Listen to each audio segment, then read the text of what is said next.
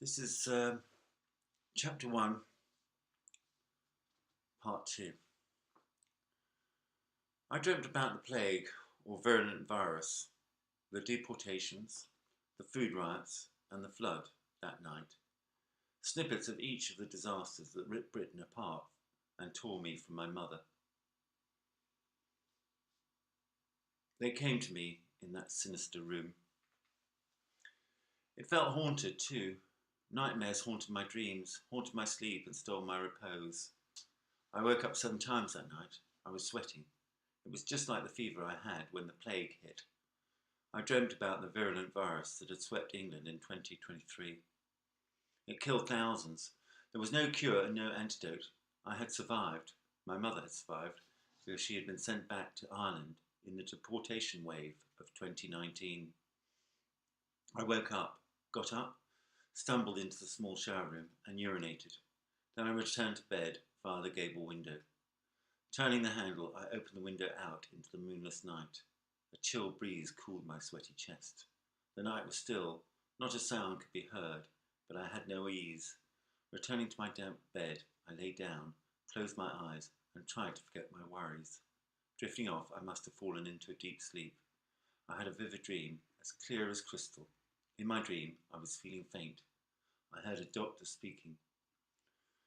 "Wrap him in the antibacterial material," he instructed. Then I blacked out. In my dream, I woke up in the hospital ward at Blackpool Victoria Hospital. Outside, on Winnie Hay Road, black bags lined the streets. Men in white forensic investigation suits and wearing gas masks, the filter strapped to their hip by a thick khaki elasticated belt, moved amongst the body bags. In squads of 12, they were loading dead bodies onto a bus that had been specially fitted with hooks. 3 men to a corpse, they manhandled the cadaver onto the bus, and holding the body vertical, they hung the bag onto the hook that was suspended from the grab handles that ran along the roof of the bus. There were nurses at the window giving the conscious patients a running commentary. They had little else to do. My head throbbed and I ached all over. My legs felt sore, as if I had just run a marathon. The backs of my thighs were telling me that they had been stretched to breaking point. Hunger gnawed at my stomach. We had been arranged in rows of 3, a normal row on each wall. We had an extra one running down the middle of the ward. There were no beds, just blow-up mattresses. There was no gap between each patient. Going to the bathroom necessitated picking your way through the mass of bodies. On my left was a cadaverous figure in his 40s, whose new nickname was Coffin Dodger. And on my right was a corpulent, flatulent 54-year-old man, whose new nickname was Silent Slim. "Excuse me, Coffin," whispered wearily. "I need to get to the bathroom." I curled up into fetal ball to allow him to step over my bed, trampling on my sheet in his bare feet. I looked away. He was wearing a hospital gown tied at the back. It was like seeing a skeleton in a dress, but animated. I looked for the puppet strings. Slim tried to roll into a ball, but just managed to bring his knees slightly closer to his chin, and as he did so, he farted loudly, the first of the cacophony of sounds he would make during the day. "Thank you," seethed Coffin. He sighed heavily, trying to blow away the aroma that was drifting up to his nostrils, wafting up from Slim's bed as he crossed over. Poor Slim looked suitably embarrassed. He mouthed, "Trapped wind." Coffin ignored him, choosing the best route through the recumbent throng. I was sweating, my nose was running, but I could still smell the dead rat whiff coming from Slim. "How are you feeling today?" he asked, smiling. He had a nice smile. "Terrible," I moaned, pulling the sweaty sheet over my soaked hospital gown. I was shivering, but my head felt hot, my forehead burned, and my cheeks were flushed. I was fed up being drenched in sweat. "I think I've got it bad." "You'd be out on the street in a body bag, dead or alive, if they were worried about you. Never fear, you're over the worst. You're with the weary well." "Doesn't feel like it. How long have I been like this?" "Here, quivering and quaking and shaking." "About a week, I guess." "I've been out myself.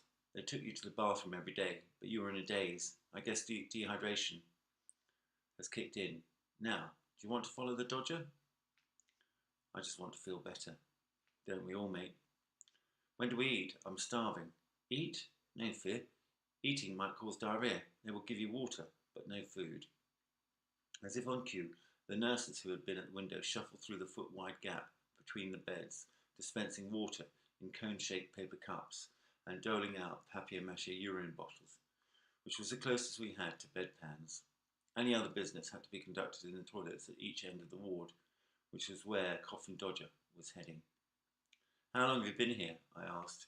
It was only to fill the silence between us. I could hear pleas and thank yous being muttered as the nurses approached. I was 3 stone heavier when I came in, Slim joked. Longer than you, mate. You're a blowin'. We've got the country back now. What?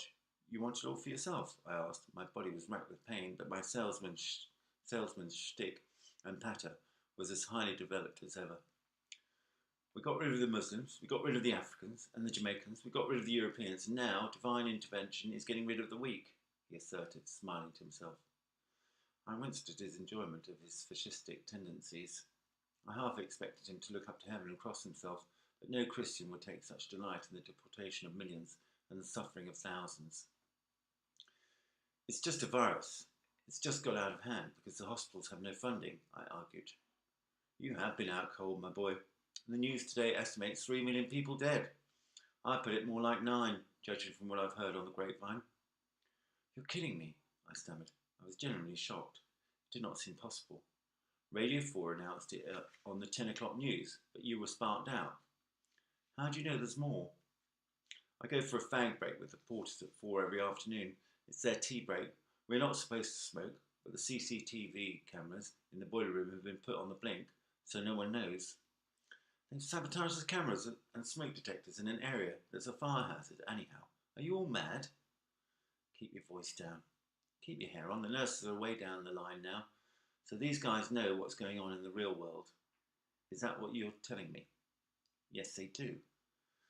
They're the only one with the jobs for a start, and their canteen ensures they get good food. No crap, not the scraps that you and I get. The crap that contain the bugs that started this plague. Is that what they reckon? In the kingdom of the blind, that's you and me, kid, the one-eyed man is king. That's them. That's them. They get actual money, real money, like the rich folks. They can afford proper cigarettes with filters and all. Marlboro, Fortuna, you name it. They have fags. It doesn't make them gurus and soothsayers. You're more stupid than you look. All these guys are paid by the NHS. They have the only paid jobs left in the country, apart from the police and armed forces. I know that, and? They belong to a union. Their reps around the country talk to each other. So? They spread the word. Without them, there would be no NHS. Your precious National Health Service would have gone the way of all other industry. They reckon it's only the VAT that's keeping the whole thing together. What about other taxes? You really are as daft as a brush, aren't you? We all barter or smuggle stuff. The rich avoid taxes through the accountants, and the government refunds corporation tax for the few food manufacturers that are left. The few companies left are being subsidised by the government. The NHS is kept going by donations. The big companies put chemicals in our food and poison everyone.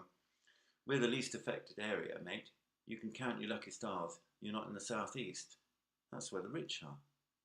Oh, the rich can afford to import their fresh pasta and American cereals and other fancy foods. I'm talking about the working people, poisoned and dropping like flies.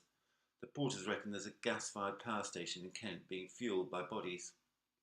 In my mind, I pictured body bags being thrown into a big furnace, and then to my great relief, I woke up. It was dark, and I was sweating. It was a cold sweat, and the room was cold, a haunting, ghostly chill that made me feel uneasy. I was anxious enough about the meeting without having dreams like that. I rose, showered, and shivered back to bed, hoping I would not be too shattered the next morning when I met Lawless. I turned the duvet over and flipped the pillow before snuggling into bed. Fortunately, when my head hit the pillow, I fell into a deep, but not very contented, sleep. The next morning I woke, hunger gnawing at my stomach again. I needed to shower again, and my stomach was rumbling by the time I lifted the smelly, fishy lid of the pilchard tin and bit into the rock-hard baguette. I dipped the biscuit crunchy bread into the sauce to make it easier to chew, but only succeeded in coating it in a gloopy sauce that attempted to drip onto my towel before I could suck it off the bread. As I tried to chew from the short stick, bits exploded. It's like trying to eat frozen caramel or peanut brittle. And that is chapter 1, part 2. And this is me trying to turn the computer back on so that I can turn off the video.